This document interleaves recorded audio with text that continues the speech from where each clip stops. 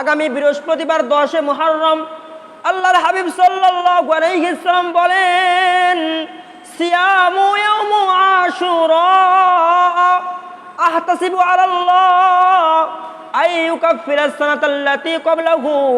আল্লাহর হাবিব বলেন, যদি কোনো ব্যক্তি 10 মুহররম তথা আশুরার দিন অর্থাৎ আশুরার 10 তারিখে, মুহররমের 10 তারিখে যদি কোনো ব্যক্তি রোজা রাখে, আল্লাহ রাব্বুল আলামিন মুহররম মাসের 10 তারিখে যদি কেউ রোজা রাখে, এই রোজা রাখার কারণে আমি আল্লাহর কাছে ধারণা করি যে আমার আল্লাহ রাব্বুল আলামিন তার পিছনের একটা বছরের গুনাহকে মাফ করে দেবেন।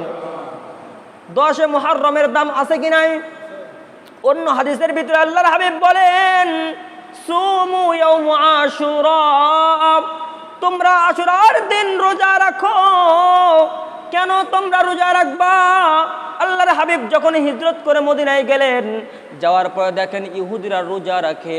আল্লাহর হাবিব বলেন, তোমরা কেন রোজা রাখো? তারা বলে, ইয়া রাসূলুল্লাহ, আমরা রোজা রাখি এই জন্য নাজাল্লাহু মূসা, আল্লাহ রাব্বুল আলামিন এই দিনে মূসা আলাইহিস সালামকে সব বনি ইসরায়েলদেরকে আল্লাহ নির্নাত পার করে দিয়েছিলেন।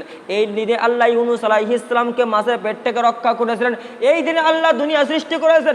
এই দিনে আদম আলাইহিস সালামকে দুনিয়াতে পাঠানো হয়েছে। ইসলামের বড় বড় যে ঘটনাগুলো আছে আল্লাহ এই দিনে ঘটাইছেন। এই জন্য হযরত মূসা আলাইহিস রোজা রাখতেন। এই দিনে বড় বড় আল্লাহর নবীরা রোজা রাখতেন। এই জন্য তাদের সাথে মিল রাখার জন্য আমরা রোজা রাখি। আল্লাহর হাবিব সাল্লাল্লাহু আলাইহি সাল্লাম বলেন, যেহেতু ইহুদিরা রোজা রাখে, খালাফুল ইয়াহুদ, তোমরাও রোজা রাখবা, কিন্তু ইহুদিদের থেকে বিচ্ছিন্ন করা লাগবে। কাদের থেকে বিচ্ছিন্ন হওয়া লাগবে?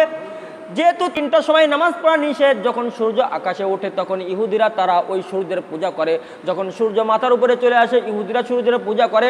যখন সূর্য ডুবে যায় তখন ইহুদিরা পূজা করে। এই জন্যই 3টার সময় নামাজ পড়া মাকরুহ। আল্লাহর হাবিব বলেন, তোমরাও রোজা রাখো, কিন্তু রোজাটা যেন ইহুদিদের সাথে মিলে না যায়।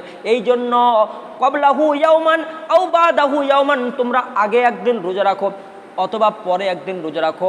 হয়তো তোমরা 9 তারিখ 10 তারিখ এই 2টা রোজা রাখো, অথবা 10 তারিখ 11 তারিখ এই 2টা রোজা রাখো। যদি এই 2টা রোজা রাখো, আল্লাহ রাব্বুল আলামিন তোমাদের পিছনের একটা বছরের গুনাহ মাফ করে দিবেন।